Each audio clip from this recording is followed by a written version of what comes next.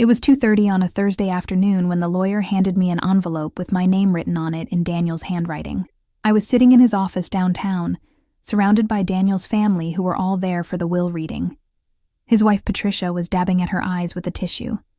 His son Ryan and daughter Michelle sat on either side of her, looking appropriately somber. And there I was, the mistress, squeezed into a chair in the corner like I didn't belong. Which I didn't. Not really. But Daniel had insisted I be there. The lawyer said Daniel had left specific instructions that I receive this envelope before anything else was read. Patricia had looked at me like I was dirt on her shoe. Michelle had actually rolled her eyes. Ryan had just stared at his phone. None of them had any idea what was coming. Neither did I. Inside that envelope was a key, an address in industrial Vermont, and a note that said 3 words: "Open it alone." What I found in that garage 48 hours later would explain 10 years of Saturday disappearances, expose a secret that Daniel had protected with his life, and put me in the crosshairs of people who'd do anything to get their hands on what he'd been hiding. I'm Sarah Bennett. I'm 37 years old, and I'd been Daniel Morrison's mistress for 12 years. He was 63 when he died of a heart attack last month. We met at a tech conference in Burlington back in 2013. I was working in software development for a startup. Daniel was the founder and CEO of Morrison Technologies, a company that built industrial automation systems for manufacturing plants. We'd ended up sitting next to each other at a panel discussion about artificial intelligence.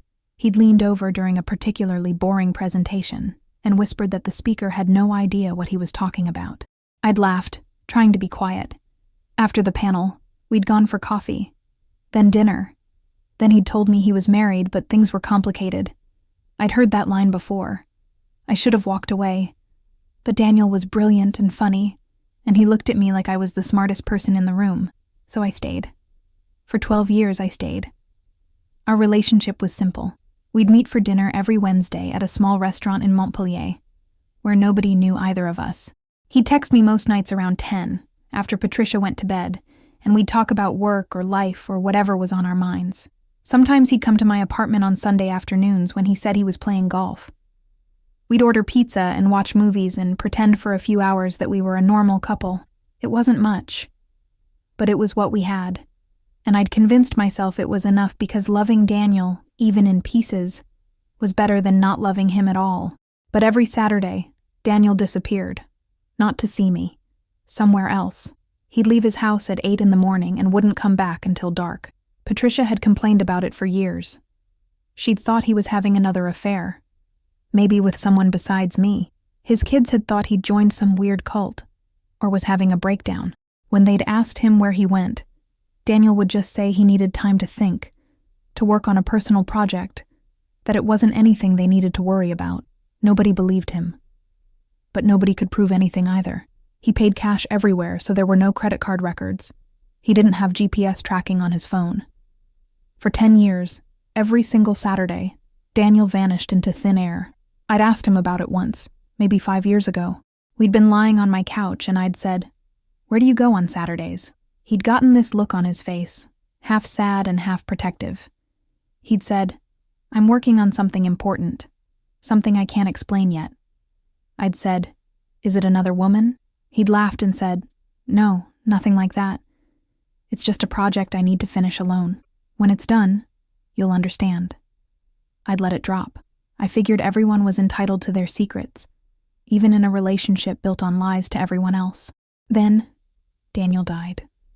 Massive heart attack while sitting at his desk at work. 57 years old. Gone in minutes. I'd gotten the call from his secretary who knew about us, who'd always been kind to me. I'd driven to the hospital, but Patricia was already there with Ryan and Michelle.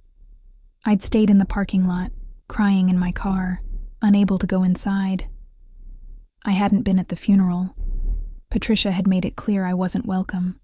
But Daniel's lawyer had called 3 days later and said Daniel had left instructions for me to be present at the will reading, that I was specifically mentioned. Patricia had been furious when I'd shown up, but the lawyer had been firm. Daniel's wishes were Daniel's wishes. The lawyer had started by reading the standard stuff. The house and Stowe went to Patricia. The company shares were split between Ryan and Michelle. Various investments and retirement accounts were divided among family members. Then he'd pulled out my envelope.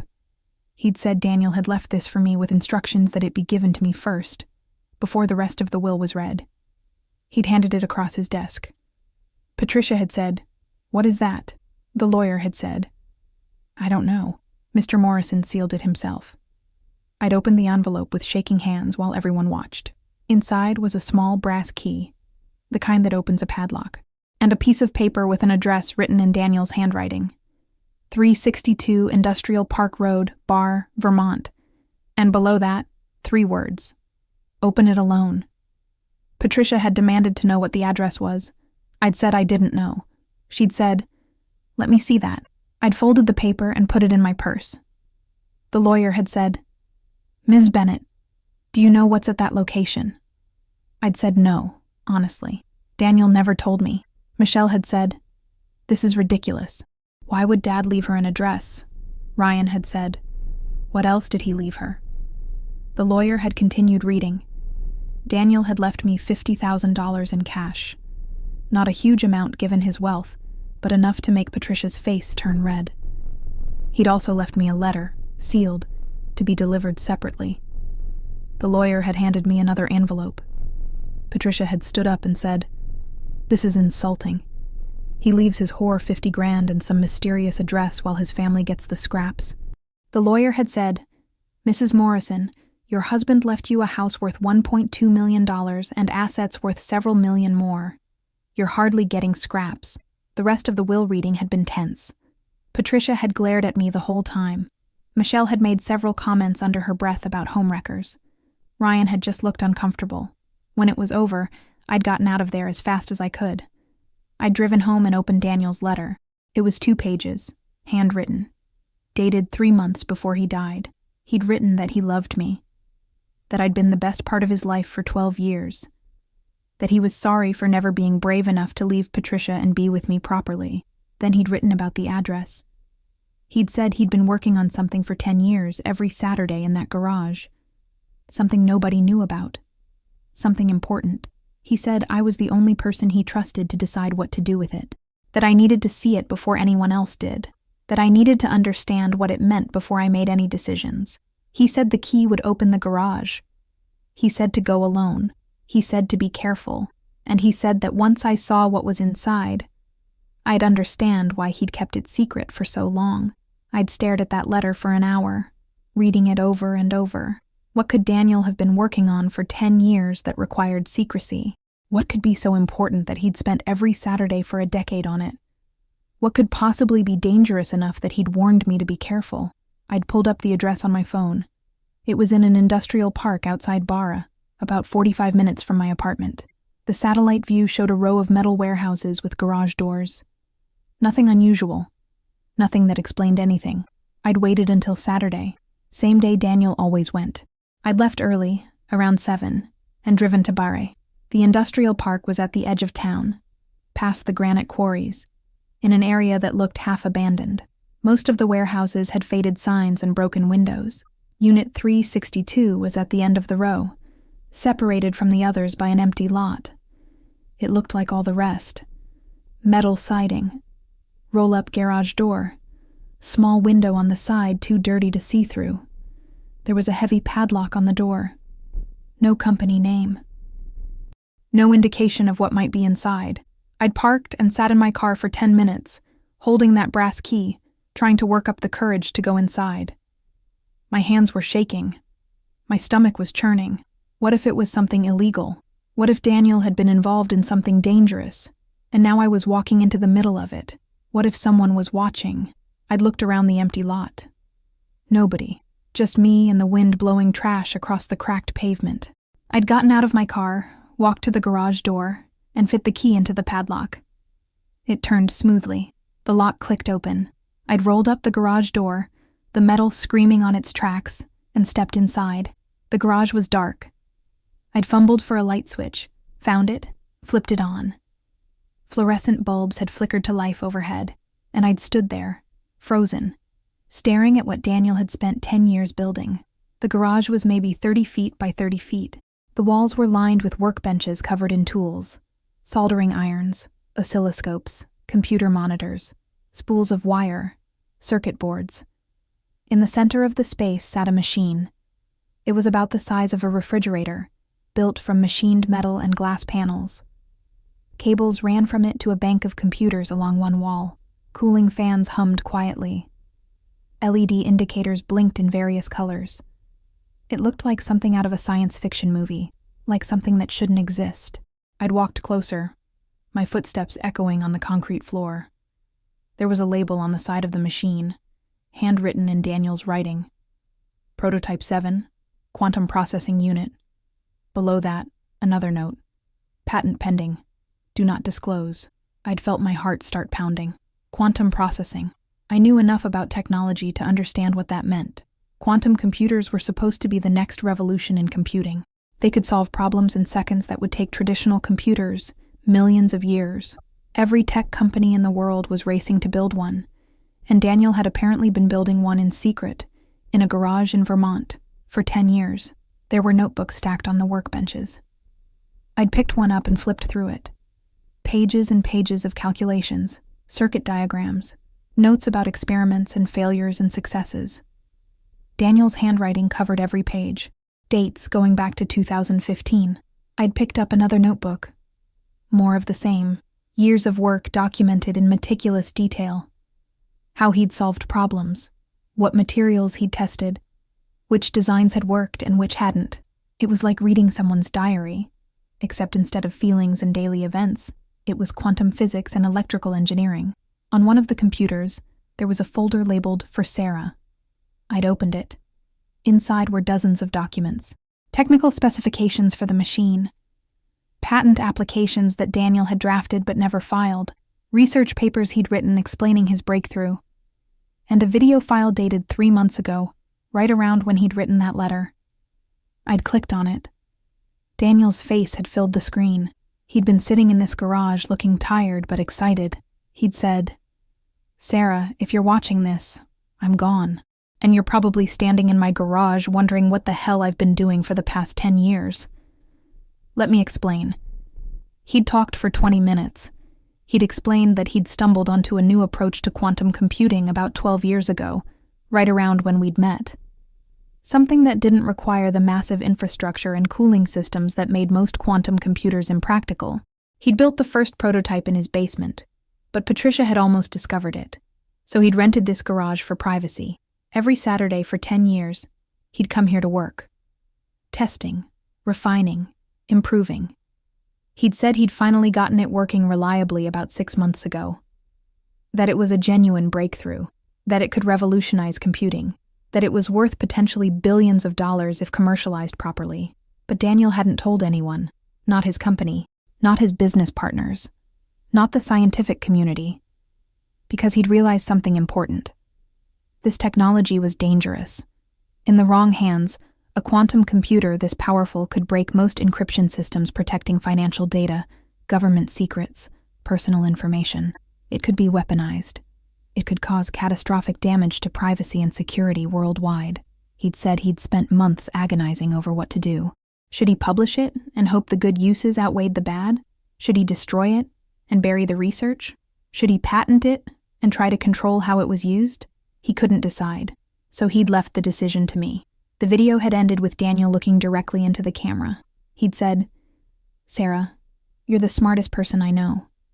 You understand technology. You understand people. I trust you to figure out what to do with this. Maybe you'll see something I missed. Maybe you'll have the courage to make the hard choice I couldn't make. Whatever you decide, know that I believe in you, that I love you, that giving this to you is the most important thing I've ever done. Take care of yourself. Be careful. And remember, once people know this exists, everything changes." I'd stood there in that garage, surrounded by 10 years of Daniel's secret work, trying to process what I'd just learned. Daniel had built a quantum computer, a working, practical quantum computer that could change the world, and he'd given it to me. Not to his family, not to his company. To me, the mistress, the secret girlfriend, the person nobody thought deserved anything from him. He'd trusted me with the most valuable thing he'd ever created. and I had no idea what to do with it. I'd spent hours in that garage that first day, reading his notebooks, watching more videos he'd left, trying to understand the technical details of what he'd built. Daniel had been a genius. That much was clear. The solutions he'd found to problems that stumped entire research teams were elegant and surprisingly simple once you understood them. He'd essentially figured out how to build a quantum computer the size of a refrigerator that could operate at room temperature. No massive cooling systems, no billion-dollar facilities. Just this machine in a garage that could outperform anything that currently existed. The implications were staggering. If this technology got out, every encryption system in the world would be vulnerable. Online banking, government communications, corporate secrets, personal data. Everything that relied on encryption for security would be at risk. But the potential benefits were enormous too. Medical research that currently took years could be done in hours. Climate modeling could become exponentially more accurate. New materials could be designed. New drugs discovered. Problems that seemed unsolvable could suddenly have solutions. It was both a miracle and a weapon. I'd locked up the garage and driven home in a daze. That night I couldn't sleep. I kept thinking about what Daniel had left me. The responsibility of it. The weight of deciding what to do. Part of me wanted to call a reporter, make it public. Let the world figure it out. Part of me wanted to burn everything and pretend I'd never seen it.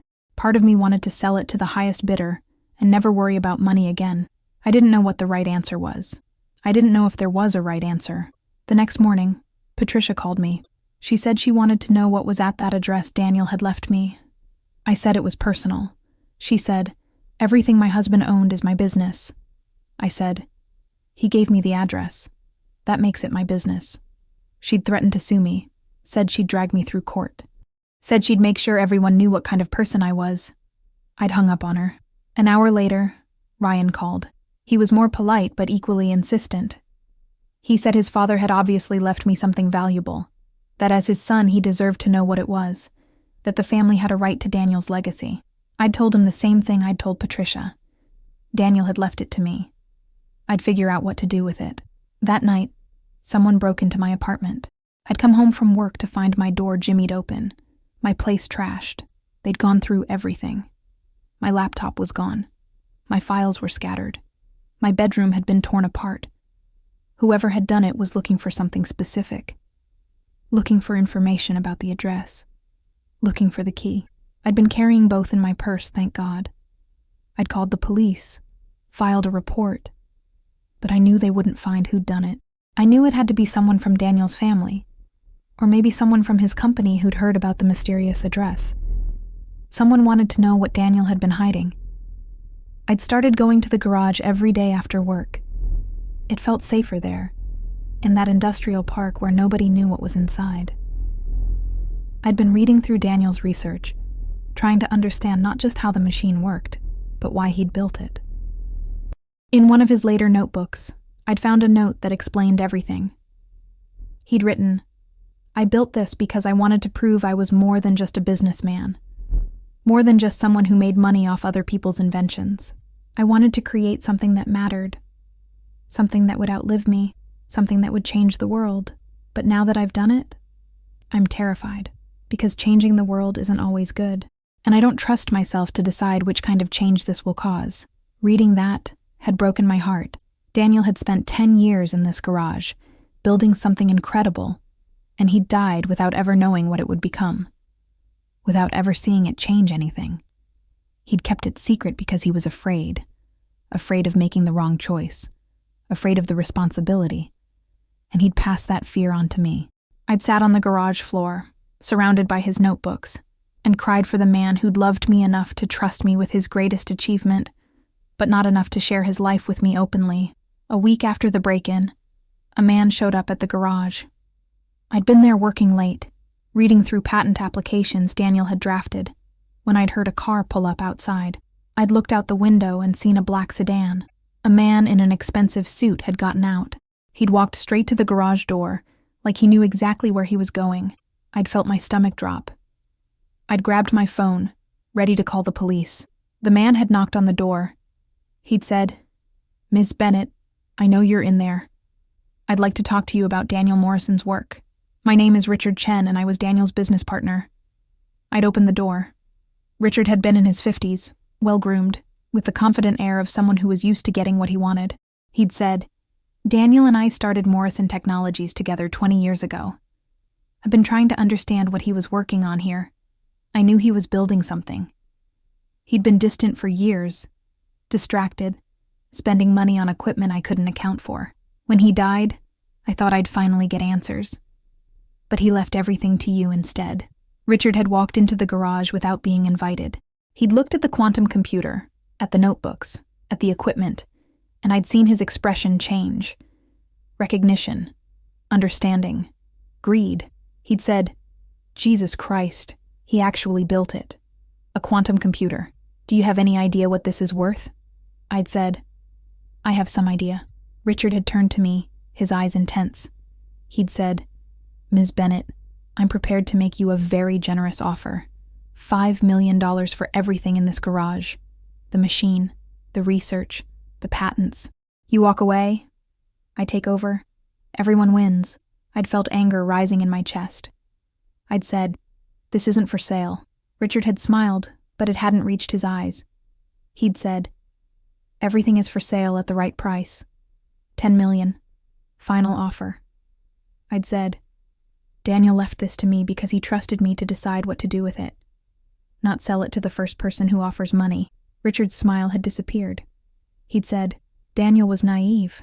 He built something that could be worth billions, and he hid it in a garage like a toy.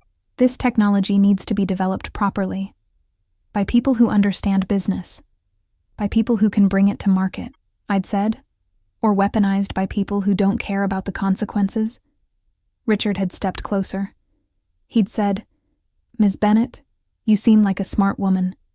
Smart enough to understand that you're in over your head. This is quantum computing. This is national security. This is technology that countries go to war over. You think you can just sit on this and nobody will care? The moment word gets out about what Daniel built, you'll have governments, corporations, intelligence agencies, all coming after it. And you want that life? Or do you want to take my money and walk away while you still can?" I'd said, "I'm not afraid of you." Richard had said, "You should be, because I'm offering you an exit. Other people won't be so generous." He'd left his business card and walked out. I'd locked the garage door behind him and stood there shaking. Richard was right about one thing. I was in over my head. I didn't know how to handle this. I didn't know who to trust. I didn't know if keeping Daniel's secret was brave or stupid. All I knew was that Daniel had asked me to be careful, and men like Richard Chen were exactly what he'd been worried about. People who'd see dollar signs instead of consequences. People who'd do anything to control this technology. People who didn't care about the damage it might cause. That night, I'd made copies of everything. All the notebooks, all the computer files, all the research. I'd uploaded encrypted backups to cloud storage. I'd sent physical copies to a lawyer I trusted with instructions to release them if anything happened to me. If someone wanted Daniel's work badly enough to hurt me for it, I was going to make sure it wouldn't disappear with me. At least this way. His research would survive even if I didn't. It was the best insurance I could think of. Patricia called again the next day. This time she was crying. She'd said, "Sarah, please. I need to know what Daniel was doing. I need to understand why he kept secrets from me. Why he spent every Saturday somewhere else. Was it another woman? Was it you? Was it something worse?" I'd felt bad for her, honestly, for all her faults. Patricia had been married to Daniel for 35 years. She'd raised his kids. She'd built a life with him. And he'd shut her out of this huge part of himself. I'd said, "Patricia, it wasn't another woman. It was a project, something he was building." She'd said, "What kind of project?" I'd said, "Something important. Something he didn't know how to share." Patricia had been quiet for a long time. Then she'd said, "Did he love you more than me?" I'd said, "I don't know. I think he loved both of us for different reasons, and I think he was terrified of hurting anyone." Patricia had hung up without saying goodbye. 2 weeks after Richard's visit, someone tried to break into the garage. I'd installed a security camera after my apartment got broken into. The footage showed 2 men with crowbars trying to pry open the door at 3 in the morning. They'd given up after 20 minutes when they couldn't break the reinforced lock I'd installed, but the message was clear. People knew something valuable was in there. People wanted it, and they weren't going to stop trying. I'd called the police, but they said without identifying the men, there wasn't much they could do. I'd started carrying pepper spray. I'd started looking over my shoulder constantly. I'd started sleeping with a baseball bat next to my bed. Daniel's gift was turning into a nightmare. I'd spent a month going through every document Daniel left, reading every notebook, watching every video, trying to understand not just the technology but Daniel's thinking. Why he'd built it, what he'd hoped it would accomplish, what he'd feared it might cause. And slowly, a plan had started forming in my mind. A way to honor Daniel's work without letting it fall into the wrong hands. A way to ensure his breakthrough helped people instead of hurting them. It wasn't perfect. It probably wasn't even legal. But it was the best idea I had. Daniel had written in one of his notebooks that open source technology was the only truly democratic technology. That when everyone had access, no one could monopolize it. No one could weaponize it without everyone else having the same capability. It was mutually assured destruction applied to innovation. If everyone had quantum computing, then everyone would have to adapt their security to deal with quantum computing.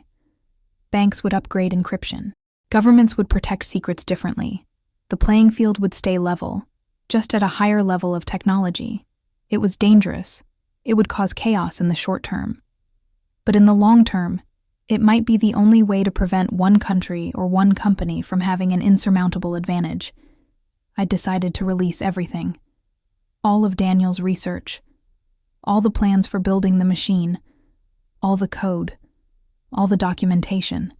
I'd release it publicly, for free, to anyone who wanted it. I'd make it impossible to patent or control or monopolize. I'd turn Daniel's secret into everyone's knowledge. It would honor his work by ensuring it changed the world, even if the change was messy and complicated. And it would protect me by making the information worthless to steal. You can't profit from something everyone already has. But first, I had to deal with Daniel's family. I'd called Patricia and asked her to meet me at a coffee shop in Burlington.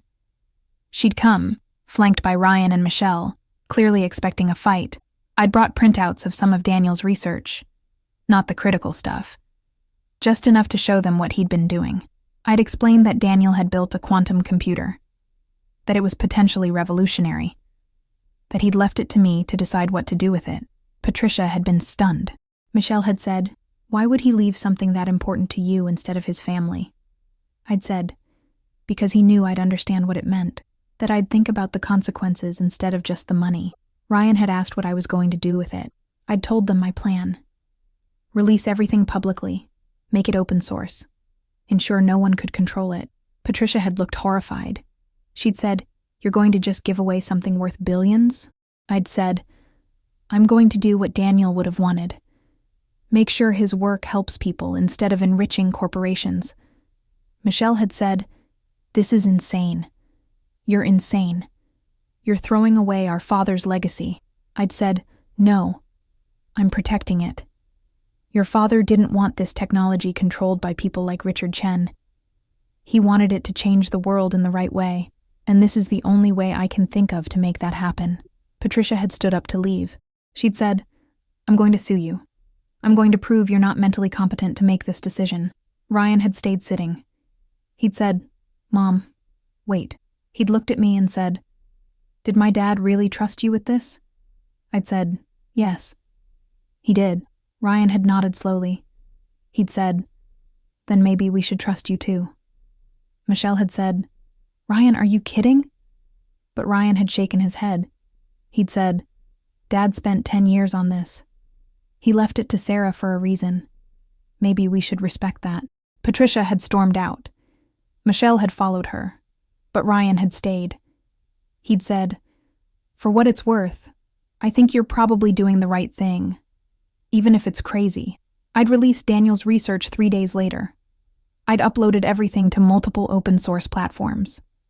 The technical specifications, the build instructions, the code, the notebooks, everything. Within hours, it had been downloaded thousands of times. Within days, millions. The tech community had exploded. Forums were full of people analyzing Daniel's work, confirming that it worked, starting their own builds. News articles ran stories about the mysterious quantum computer breakthrough released by an anonymous source. Universities announced research programs. Companies announced development initiatives. Governments scrambled to update their encryption standards. It was chaos. It was beautiful. It was exactly what Daniel had been afraid of, and exactly what the world needed. Richard Chen had called me, furious. He'd said I'd cost him billions, that I'd destroyed the value of the only breakthrough that could have saved his company, that I was a vindictive, short-sighted fool. I'd said, Daniel didn't build this for your company. He built it for the world. Now the world has it. Richard had said, you have no idea what you've done. The consequences of this will be catastrophic. I'd said, maybe. Or maybe people will adapt. Maybe this will push innovation forward. Maybe making it free means it gets developed faster and better. Richard had hung up. I'd never heard from him again. The media had tried to figure out who'd released the research. There'd been speculation about which company or government had done it. Some people thought it was a publicity stunt. Others thought it was corporate espionage. Eventually, someone had tracked down that Daniel Morrison had been working in that garage. His name had come up in connection with the address. Reporters had called Patricia. She'd told them to talk to me. Reporters had called me. I'd told them I was just following Daniel's wishes, that he'd wanted his work shared freely, that I was honoring his legacy. Most people had believed me. Some hadn't, but by then it was too late. The information was out there. Irreversible. Unstoppable. Today, 2 years later, I'm 39 years old. I live in a small house in Maine, far from Vermont, and the life I used to have. I changed my name legally. I work remotely for a tech nonprofit that helps develop open-source tools for education. I keep a low profile. I don't do interviews. I don't talk about Daniel or what he built or the decision I made. But I watch the news. I see how quantum computing is developing, how it's being used for medical research and climate science, and all the good things Daniel hoped for. I also see how it's being used to break security systems and spy on people and do all the things he feared. Both sides are real. Both are happening. I don't know if I made the right choice. I'll probably never know. Patricia hasn't spoken to me since the release. Michelle sends me angry emails sometimes, calling me names, blaming me for ruining her father's legacy. Ryan sends me a card at Christmas every year. Just a simple card with a note saying he hopes I'm doing okay. It's nice. It's more than I expected. Daniel's company went bankrupt about a year after I released the research. Without a quantum computing monopoly to base their future on, they couldn't compete. Richard Chen sold what was left and disappeared. I don't feel bad about that. Some things shouldn't be monopolized. I sold Daniel's physical machine to a university for $1. They're using it for research. Teaching students. Advancing knowledge. That felt right. That felt like what Daniel would have wanted. I kept one of his notebooks. The first one, from 2015, when he'd just started the project. His handwriting in the margins talked about how excited he was, how scared he was, how he hoped he was doing the right thing. I read it sometimes when I'm doubting myself. When I'm wondering if I destroyed something instead of freeing it, the notebook reminds me that Daniel had the same doubts, that he trusted me to figure it out, that he believed I'd make the best choice I could with the information I had. The $50,000 Daniel left me is gone. I spent it on lawyers and security and moving expenses, but I don't regret any of it. Money wasn't the point. The point was honoring Daniel, understanding what he'd built, making sure his decade of secret work meant something. Whether I succeeded or failed, whether I made the right choice or the wrong one, at least I tried. At least I didn't take the easy path. At least I didn't sell out to the first person who offered money or let fear keep me from making any choice at all.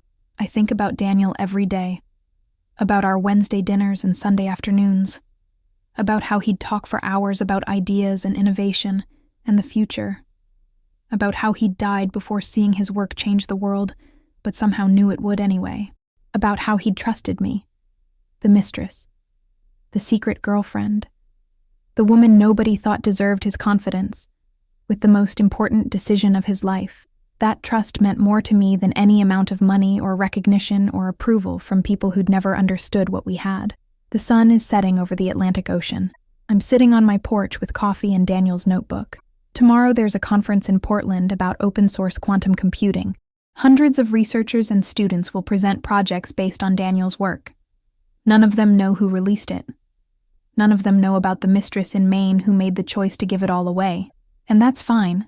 That was never the point. The point was making sure Daniel's breakthrough helped people. Making sure his 10 years in that garage meant something more than corporate profits or government secrets. Making sure his legacy was measured in knowledge shared instead of money hoarded. Did I make the right choice? I still don't know. Maybe there was no right choice. Maybe every option had consequences I couldn't predict. But I made a choice. I did what I thought Daniel would have wanted, even though he'd been too scared to do it himself. I released his work into the world and let the world decide what to do with it. That's democracy. That's trust. That's believing that people, collectively, will figure out how to use powerful tools responsibly, even if individuals can't be trusted. Patricia was wrong when she said I threw away billions. You can't throw away something that was never meant to be sold. Daniel built that quantum computer because he wanted to prove he could. Because he wanted to create something that mattered. Because he wanted to change the world. I didn't throw away his legacy. I fulfilled it. I made sure his work lived beyond him. I made sure it helped people instead of enriching corporations. I made sure the question wasn't who owns this technology, but how do we all use it responsibly. The garage in Barra is empty now. I ended the lease, cleaned everything out, donated the tools and equipment. The space where Daniel spent 10 years building the future is just another empty warehouse again. But what he built there is everywhere now. In universities and research labs and hobby shops, in basements and garages and offices around the world.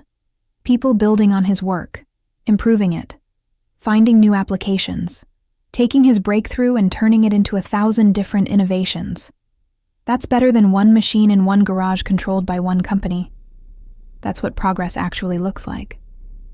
I finish my coffee and watch the last light fade from the sky. Tomorrow I'll go to that conference, sit in the back, listen to presentations about quantum algorithms and error correction and practical applications. Hear Daniel's name mentioned occasionally, usually with the caveat that not much is known about him, that he was a businessman who became a researcher, that he made a breakthrough, and someone released it before he died. The details are fuzzy. The legend is growing. That's okay. Legends don't need perfect accuracy. They need meaning. And Daniel's meaning is clear. He built something incredible. He shared it with the world through me, and now the world is better for it. Messier and more complicated, but better. Some people would say I was stupid, that I gave away a fortune, that I could have been set for life if I'd sold to Richard, or patented the technology, or played the game smarter. Maybe they're right. Maybe I was stupid, but I'd rather be stupid and principled than smart and corrupt. I'd rather honor the man I loved than profit from his death. I'd rather live with uncertainty about whether I made the right choice than live with certainty that I made the wrong one for the right price. Daniel trusted me with his greatest achievement. He trusted me to understand what it meant. He trusted me to make the hard choice he couldn't make himself. I did my best. I released his research. I freed his breakthrough. I let the world decide what to do with quantum computing instead of letting corporations or governments decide for the world. Whether that was right or wrong, wise or foolish, I'll never fully know. But it was honest. It was principled. It was what Daniel would have done if he'd been braver, and that's enough for me. The stars are coming out over the ocean. I go inside and close the door on another day. Tomorrow is another conference. Another group of people building on Daniel's work. Another step forward in the future he helped create. I'm just one person who made one choice 2 years ago. But that choice rippled outward. Changed things. Set something in motion that can't be stopped now. Daniel spent 10 years in a garage changing the world in secret. I spent one day releasing that secret and changing it again. Together, we made something that matters. Together, we proved that love, even complicated hidden love, can create legacies worth protecting. And that's more valuable than any amount of money Richard Chen could have offered. That's the real inheritance Daniel left me. Not $50,000, not a quantum computer, but the courage to do what's right even when everyone thinks you're wrong. I'll take that over billions any day.